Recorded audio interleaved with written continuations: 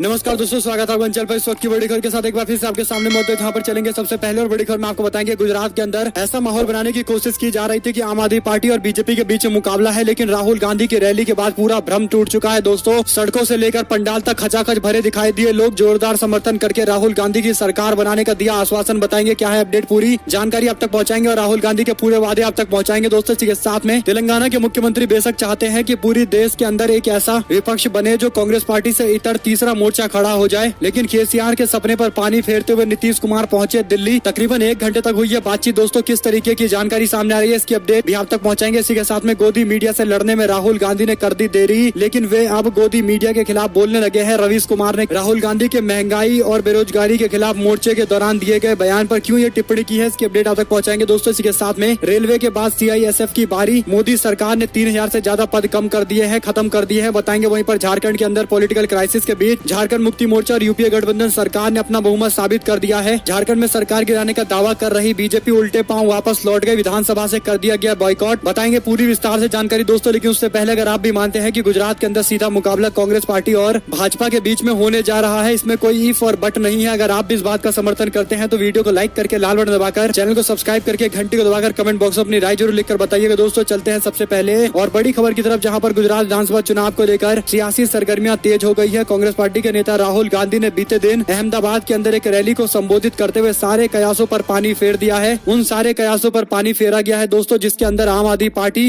राज्य में बीजेपी के खिलाफ विकल्प बताया जा रहा था और कांग्रेस पार्टी लड़ाई में नहीं है, इस तरीके के नैरेटिव को प्रमोट किया जा रहा था। तमाम तरीके के सोशल मीडिया से लेकर इलेक्ट्रॉनिक मीडिया का इस्तेमाल करके इसी तरीके का नरेशन बनाया जा रहा था दोस्तों, लेकिन अंततोगत्वा राहुल गांधी की रैली के बाद सारे कयासों के बादल छट गए हैं और ये बात साबित हो गई है कि कांग्रेस पार्टी राज्य के अंदर एकमात्र विकल्प है जो भाजपा को चुनाव हराने में सक्षम है। दोस्तों, ऐसा इसलिए हम कह रहे हैं क्योंकि राहुल गांधी ने एक रैली का आयोजन किया था अहमदाबाद के अंदर और बड़ी संख्या में रैली में कार्यकर्ता और आम जनता जुटी थी दोस्तों। यानी आम आदमी पार्टी 4 रैलियों को मिलाकर भी इतनी बड़ी रैली नहीं कर पाती जितना राहुल गांधी ने अकेले इतनी बड़ी रैली करके दिखा दी है, जो साफ तौर पर दिखाता है कि राज्य के अंदर बीजेपी से लड़ने के लिए संगठन चाहिए, कैडर चाहिए, पोलिंग बूथ एजेंट चाहिए, ये सारे कांग्रेस पार्टी के पास अवेलेबल है दोस्तों। और भारी संख्या में कांग्रेस पार्टी ने पिछले बार सीटें जीतकर राज्य के अंदर बीजेपी की तख्त हिला दी थी और इस बार सत्ता परिवर्तन की बहुत ज्यादा संभावनाएं कांग्रेस पार्टी के साथ में है और राहुल गांधी की रैली के बाद तो इस संभावनाओं पर और ज्यादा बल मिलने लगा है दोस्तों। आप लोग इसे किस तरीके से एनालिसिस करते हैं, लिखकर जरूर बताएगा। इतनी बड़ी रैली का क्या मायना है, क्या राज्य के अंदर कांग्रेस पार्टी वापसी कर रही है? आप लोग को जो कुछ भी लगता है लिखकर जरूर बताएगा। कौन असली कॉम्पिटिटर है ये भी लिखकर जरूर बताएगा दोस्तों। एक और बड़ी खबर की माने तो राहुल गांधी भारत जोड़ो यात्रा पर निकलने वाले हैं, लेकिन उससे पहले उन्होंने गुजरात के अंदर रैली संबोधित की और शाम को वापस दिल्ली लौट गए। जैसे ही दिल्ली पहुंचे, वहां पर बिहार के मुख्यमंत्री नीतीश कुमार पहले से मौजूद थे दोस्तों और तकरीबन 1 घंटे तक बातचीत हुई है राहुल गांधी और नीतीश कुमार के बीच में। आपको बताते चले कि इस दौरान कांग्रेस पार्टी ने जानकारी दी है कि नीतीश कुमार और राहुल गांधी के बीच में उनके दिल्ली निवास पर मुलाकात हुई है। ये मुलाकात 2 मायनों में बड़ी है दोस्तों। पहला ये कि केसीआर से मुलाकात कुछ दिन पहले ही नीतीश कुमार की हुई थी और नीतीश कुमार ने केसीआर के सामने तमाम दबाव के बाद भी ये नहीं कहा कि यूपीए गठबंधन से अलग हो जाएंगे और अलग से मोर्चा बनाएंगे केसीआर के साथ में। यानी कुल मिलाकर उनका एक उद्देश्य है कि कांग्रेस पार्टी गठबंधन यानी यूपीए गठबंधन के साथ में रहना है दोस्तों। राहुल गांधी से मुलाकात करके उन्होंने केसीआर को ये जानकारी दे दी है कि 2024 के चुनाव में यूपीए गठबंधन ही भारतीय जनता पार्टी सरकार का विकल्प बनेगा। और बड़ी बात यह है कि केसीआर को अगर नेतृत्व पर बात करनी है और सीट बंटवारे पर बात करनी हो और कौन से राज्य के अंदर कौन सा गठबंधन कैसे चुनाव लड़ेगा, इन सभी स्ट्रेटेजी पर बात करनी हो तो नीतीश कुमार पूरी तरीके से बात करने को तैयार है। लेकिन यूपीए गठबंधन से अलग तीसरा मोर्चा बनेगा, नीतीश कुमार इस तर्क को खरीदने को तैयार नहीं है। तो कुल मिलाकर आप समझ सकते हैं कि राहुल गांधी के साथ में तकरीबन 1 घंटे की बातचीत हुई है और 2 नेता अगर 1 घंटे एक साथ बैठे हैं, बातचीत कर रहे हैं तो बड़े डिस्कशन हुए होंगे और कहीं ना कहीं एक बड़ा संकेत उन्होंने केसीआर को भी दे दिया है। आप लोग क्या समझते हैं दोस्तों, लिखा जरूर बताएगा। एक और बड़ी खबर की माने तो गोदी मीडिया से लड़ने में राहुल गांधी ने देरी कर दी, लेकिन अब वो गोदी मीडिया के खिलाफ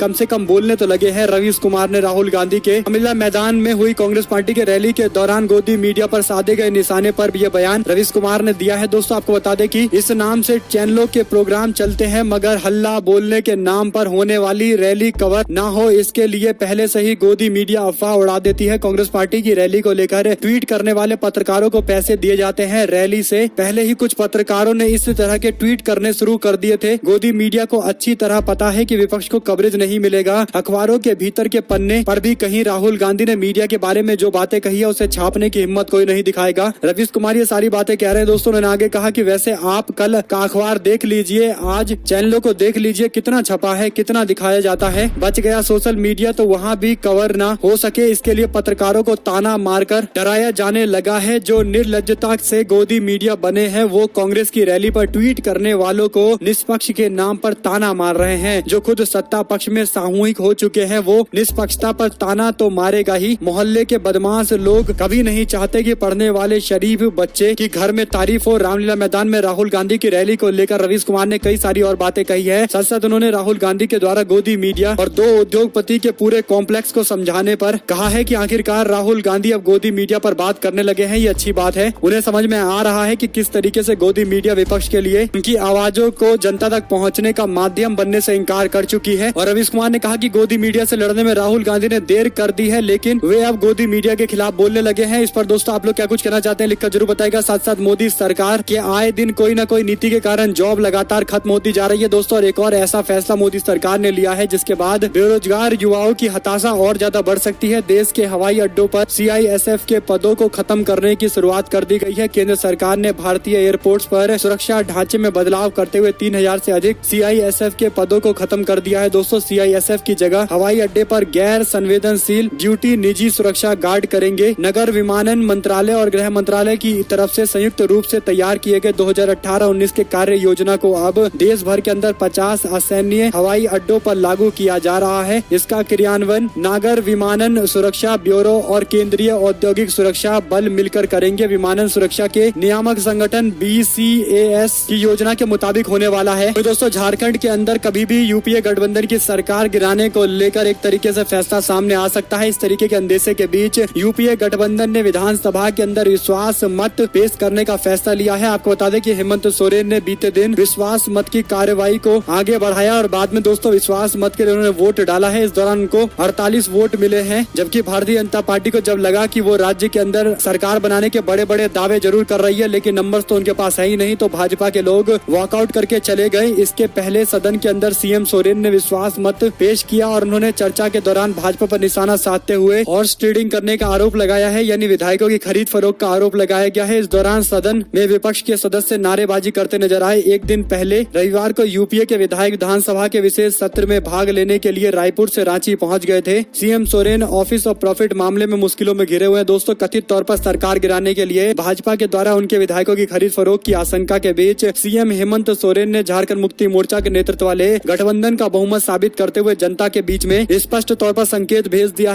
भेज दिया है कि उनके पास बहुमत है। अगर कोई और खेल करने की कोशिश की जाएगी तो साफ तौर पर हॉर्स ट्रेडिंग पैसा देकर और CBI ED के डर से धमकाकर सरकार को गिराने की कोशिश की जाएगी। जनता के बीच मैसेज पहुंच चुका है दोस्तों। देखते हैं जनता हेमंत सोरेन की बातों से कितना संतुष्ट है। वहीं दोस्तों किसान आंदोलन के बीच में आपको याद होगा कि कैसे भारतीय जनता पार्टी के लोग खुले तौर पर किसान आंदोलन में शामिल लोगों को खालिस्तानी बता रहे थे और बेशर्मी के साथ बार बार एक तरीके की बातें कर रहे थे, जिसके बाद किसानों ने अपने तरीके से विरोध जरूर किया, लेकिन भाजपा के नेताओं के मुंह से खालिस्तानी शब्द निकलना बंद नहीं हुआ दोस्तों। आखिरकार किसानों के अथाह परिश्रम के बाद मोदी सरकार को झुकना पड़ा और प्रधानमंत्री को खुद आकर किसान आंदोलन के लिए जिम्मेदार काले कानून वापस लेने पड़े। और ऐसे में एक और बड़ी खबर आ रही है, जहां पर एशिया कप 2022 में पाकिस्तान के खिलाफ सुपर 4 मैच के दौरान भारतीय टीम के गेंदबाज अर्शदीप सिंह को सोशल मीडिया पर कैच छोड़ने के लिए टारगेट किया जा रहा है। विकिपीडिया के पेज से भी छेड़खानी की गई है दोस्तों। खालिस्तानी अर्शदीप के नाम के आगे जोड़ा गया है और कई सारे एडिटिंग किए गए हैं। केंद्र सरकार ने इस मामले पर सख्त रवैया अपनाते हुए मीडिया रिपोर्ट के अनुसार इलेक्ट्रॉनिक एंड IT मिनिस्टर ने विकिपीडिया के अधिकारियों को ये बताने के लिए तलब किया है कि कैसे क्रिकेटर अर्शदीप को लेकर फर्जी जानकारी वेबसाइट पर प्रकाशित की गई। साथ ही साथ दोस्तों सोशल मीडिया पर भी अर्शदीप को लेकर कई सारे गलत शब्दों का इस्तेमाल किया गया था। आप लोग अगर अपने देश के उभरते सितारे अर्शदीप को लेकर गर्व महसूस करते हैं तो कमेंट बॉक्स में वी प्राउड अर्शदीप जरूर लिखिएगा दोस्तों। वहीं पर एक और बड़ी खबर है कि भारत ने चीन के हाथों कितनी जमीन गंवाई, इसका जवाब केंद्र सरकार ने आज तक जनता को नहीं दिया। तो केंद्र सरकार से इस संबंध में जानकारी मांगने वाली याचिका पर सुप्रीम कोर्ट ने बयान जारी करते हुए कहा कि ये अदालत का काम नहीं है। सुप्रीम कोर्ट ने बीते दिन याचिका को खारिज कर दिया, जिसमें केंद्र सरकार को ये निर्देश देने के लिए अनुरोध किया गया था कि चीन के हाथों गंवाई गई भारत की भूमि की सही जानकारी दी जाए। कोर्ट ने याचिका को खारिज करते हुए कहा कि ये अदालत का काम नहीं है। इस याचिका पर मुख्य न्यायाधीश UU ललित और न्यायमूर्ति रविंद्र भट्ट सुनवाई कर रहे थे। याचिकाकर्ता का कहना है कि सीमा पर भारत और चीन के बीच में हुई झड़प में देश की कुछ जमीन चीन के हाथों चली गई थी। उन्होंने कहा कि भारत सरकार के मुताबिक 2020 में 14 और 15 जून की रात को गलवान घाटी में दोनों देश के बीच में हुई झड़प में भारतीय जमीन का कोई नुकसान नहीं हुआ था। उन्होंने कहा कि सरकार को ये रुख भारतीय नागरिकों को गुमराह करने के लिए लिया गया है और इस मामले पर स्पष्ट जानकारी मिलनी चाहिए। हालांकि कोर्ट ये मानने को तैयार नहीं है कि सरकार को आदेश जारी कर सकते हैं। आप लोग क्या कुछ कहना चाहेंगे दोस्तों, लिखकर जरूर बताएगा। वहीं पर दिल्ली के एलजी यानी लेफ्टिनेंट गवर्नर ने आम आदमी पार्टी को भेजा लीगल नोटिस। पार्टी समेत इन नेताओं को 48 घंटे में जवाब देने के लिए कहा गया है। दोस्तों, आम आदमी पार्टी की आतिशी दुर्गेश पाठक, सौरभ भारद्वाज, संजय सिंह और जैस्मीन शाह से अगले 48 घंटे में जवाब देने के लिए कहा गया है।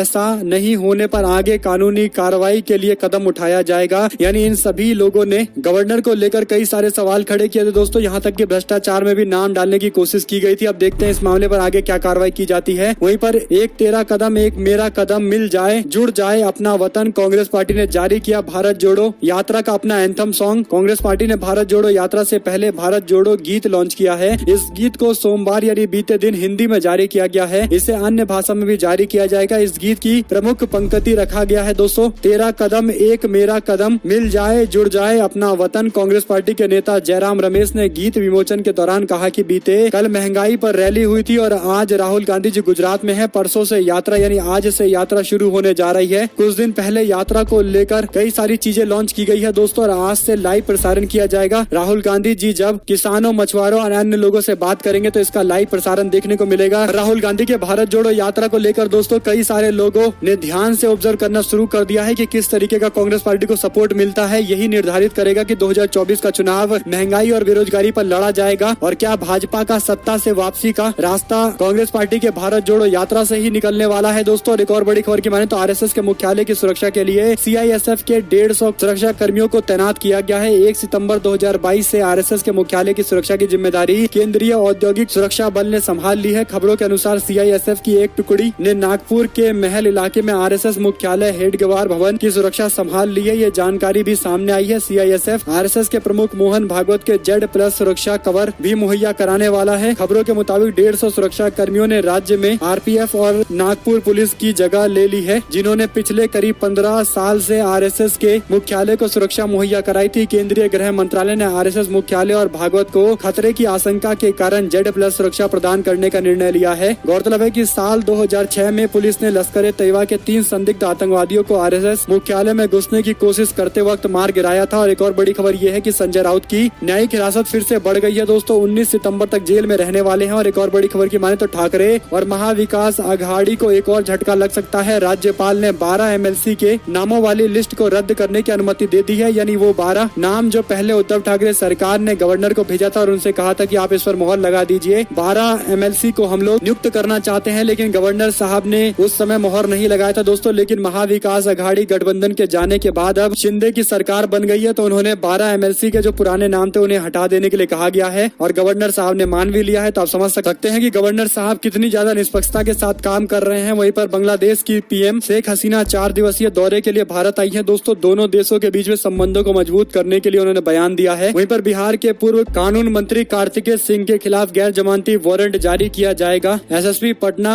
मानवजीत सिंह ने सोमवार को कहा कि कोर्ट में मामले की अगली सुनवाई 14 सितंबर को होगी। इससे पहले 1 सितंबर को बिहार के दानापुर कोर्ट ने पूर्व मंत्री कार्तिकेय सिंह की अग्रिम जमानत को रद्द कर दिया है दोस्तों। और एक और बड़ी खबर यह है कि दिल्ली शराब नीति पर भाजपा का स्टिंग। पात्रा बोले शराब माफिया से केजरीवाल सिसोदिया ने कमीशन खाया है। वहीं पर बीजेपी के मुख्यमंत्री उतने लोकप्रिय नहीं। 2024 से पहले विधानसभा चुनाव में मोदी का सहारा लेकर चुनाव जीतने के लिए मैदान में आना चाहती है भारतीय जनता पार्टी दोस्तों। 2024 से पहले कई राज्यों के अंदर चुनाव है, लेकिन इन राज्यों के अंदर बीजेपी का अपना नेता अपने दम पर चुनाव जीत जाएगा, ये लोगों के मन में शक भी है और शंका भी है। वहीं यूके में प्रति व्यक्ति आय भारत के मुकाबले 20 गुना अधिक है, तो भारत ने कैसे पछाड़ा। आम आदमी पार्टी के नेता राघव चड्ढा ने यह सवाल खड़ा किया है। भारत दुनिया की एक बड़ी और मजबूत अर्थव्यवस्था बनकर उभरा है। यूके समेत दुनिया भर के विकसित देशों को पछाड़ते हुए भारत 5वीं स्थान पर अर्थव्यवस्था के तौर पर बन चुका है। भारत के आगे अमेरिका, चीन, जापान और जर्मनी है। वहीं पर आम आदमी पार्टी के राज्यसभा के सांसद राघव चड्ढा ने भारत की अर्थव्यवस्था को लेकर जारी आंकड़ों पर जबरदस्त कटाक्ष किया है। उन्होंने कहा कि भारत के प्रति व्यक्ति आय जीडीपी की तुलना में ब्रिटेन के ताजा इकोनॉमी से भारत की ताजा रैंकिंग पर ही उन्होंने सवाल खड़े किए हैं दोस्तों। यानी देश की जीडीपी भारत की बढ़ तो गई है, लेकिन जर्मनी और जापान के साथ साथ अगर आप ब्रिटेन से भारत की तुलना करेंगे तो प्रति व्यक्ति आय लगभग आधी है ब्रिटेन के मुकाबले भारत के लोगों की। तो ऐसे में विकसित कैसे कहा जा सकता है, ये अपने आप में बड़ा सवाल है दोस्तों, क्योंकि ब्रिटेन की ज्यादा से ज्यादा पॉपुलेशन 5-6 करोड़ के आसपास है। है, लेकिन भारत की तो 140 करोड़ है। तो जीडीपी में कंट्रीब्यूशन अगर आप देखेंगे तो एक व्यक्ति का काफी कम है, जबकि ब्रिटेन का अलग ही लेवल का है दोस्तों। और इसीलिए ये कहा जाना कि ब्रिटेन से आगे निकल गए हैं, ये पूरी तरीके से गलत है। प्रति व्यक्ति आय में भारत का डेटा भी कतई उत्साहजनक नहीं है। तो कुल मिलाकर भाजपा के लोग बड़े बड़े दावे जरूर कर रहे हैं, लेकिन देश की इकोनॉमी में उस तरीके का विस्तार या विकास नहीं हो पा रहा है दोस्तों। एक और बड़ी खबर की माने तो आम आदमी पार्टी में शामिल हो गए ब्रजेश कल्पा। 25 साल से कांग्रेस पार्टी में थे और छोड़ने के बाद उन्होंने कहा कि कांग्रेस पार्टी ने मुझे रिकॉग्नाइज नहीं किया, कोई बड़ा पद नहीं दिया, पार्टी में काम करने का मौका नहीं दिया और इसीलिए आम आदमी पार्टी ज्वाइन कर ली है। सच सच आपको बता दें कि 2024 में गैर बीजेपी सरकार अगर सत्ता में आती है तो देश के सभी किसानों को मुफ्त में बिजली दी जाएगी। तेलंगाना के सीएम ने एक रैली को संबोधित करते हुए ये बातें कही है। केसीआर लगातार अपना पक्ष मजबूत करने की कोशिश कर रहे हैं दोस्तों, लेकिन लोगों के मन में एक सवाल ये भी है कि क्या केसीआर सच में भाजपा के खिलाफ एक मोर्चा बनाकर लोगों के बीच में दिखाना चाहते हैं या फिर केवल 2023 में होने जा रहे उनके राज्य यानी तेलंगाना के चुनाव में जैसे तैसे जीतने की कोशिश करना चाहते हैं। ये अपने आप में एक बड़ा सवाल है दोस्तों, क्योंकि केसीआर दावा जरूर कर रहे हैं कि बीजेपी के खिलाफ एक बड़ा मोर्चा बनेगा, लेकिन किस तरीके से बनेगा ये खुलकर नहीं बता पा रहे। एक और बड़ी खबर ये है कि लिंज ट्रॉस ब्रिटेन की अगली पीएम बन रही है दोस्तों। दरअसल भारत के मूल के व्यक्ति ऋषि सुनाक को 60,399 वोट मिले हैं, जबकि ब्रिटेन की अभी प्रधानमंत्री बन चुकी लिंज ट्रॉस को 81,326 वोट मिले हैं। तो भारतीय मूल के ऋषि सुनाक ने अच्छा खासा फाइट दिया है, लेकिन प्रधानमंत्री ब्रिटेन के नहीं बन पाएंगे। हार्ड लक, अगली बार देखते हैं। ऋषि सुनाक प्रधानमंत्री पद के लिए काफी आगे नजर आएंगे दोस्तों। हालांकि उन्होंने अच्छी खासी फाइट दी है, दूसरे नंबर पर सबसे ज्यादा वोट लेकर सामने आए हैं, तो कहीं न कहीं देश के लिए गर्व की बात भी है। और एक और बड़ी खबर की माने तो दिल्ली दौरे पर गए बिहार के मुख्यमंत्री नीतीश कुमार ने पूर्व प्रधानमंत्री एच.डी. देवेगौड़ा और कर्नाटका के पूर्व मुख्यमंत्री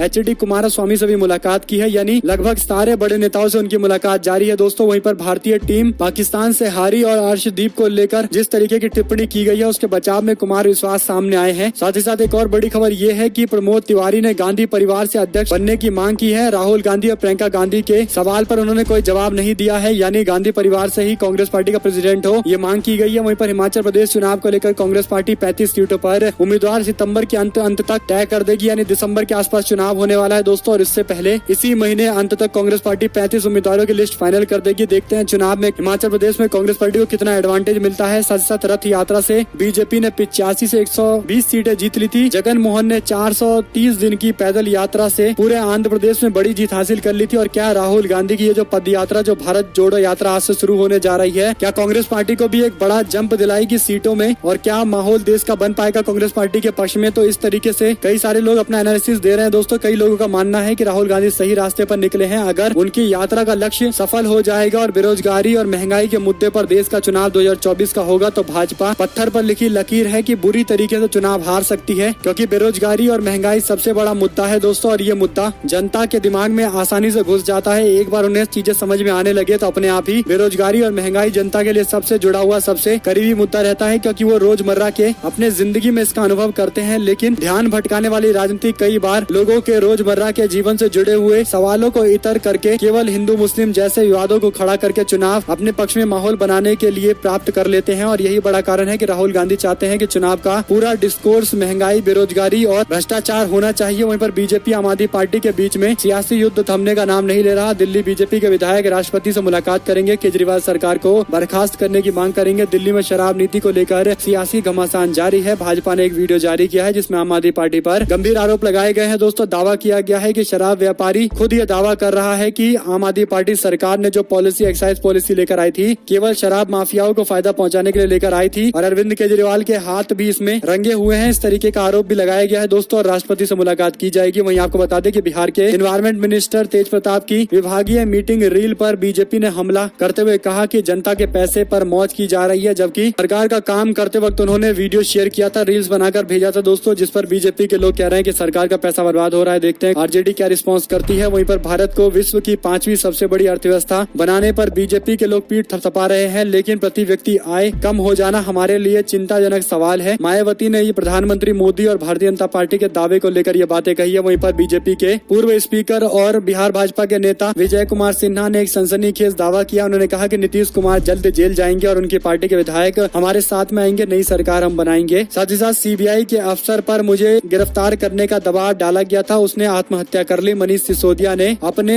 ऊपर की गई छापेमारी को सीबीआई के deputy legal adviser Jitendra Kumar की आत्महत्या से जोड़कर बताया कि उन पर दबाव डाला जा रहा था कि मुझे गिरफ्तार किया जाए। जाए यानी मनीष सिसोदिया को गिरफ्तार किया जाए और दबाव में आकर उन्होंने सुसाइड किया है। हालांकि सीबीआई ने इस दबाव की बातों को ठुकराया है दोस्तों और पूरी तरीके से बचकाना बातें बताई हैं। वहीं पर पंजाब में कांग्रेस पार्टी के लिए बुरी खबर आई है। जालंधर के डिप्टी मेयर सहित कई नेता सत्तारूढ़ आम आदमी पार्टी में शामिल हो गए हैं। वहीं आपको बताते चले कि अदालतों की निष्पक्ष भूमिका होनी चाहिए, कुछ स्थितियों में विपक्षी भूमिका अदालत को निभानी चाहिए। पूर्व chief justice of India N V Ramana ने बयान या टिप्पणी दी है। ऐसे में दोस्तों अगर आप लोग को एक भी खबर अच्छी लगी हो तो इस वीडियो को लाइक करिएगा, लाल बटन दबाकर चैनल को सब्सक्राइब करके घंटी को दबाकर हमारे साथ लगातार बने रहिएगा। जुड़े रहने के लिए सभी दोस्तों भाइयों बहनों मित्रों का बहुत बहुत धन्यवाद। देख रहे थे आपका अपना चैनल। जय हिंद, जय भारत, वंदे मातरम।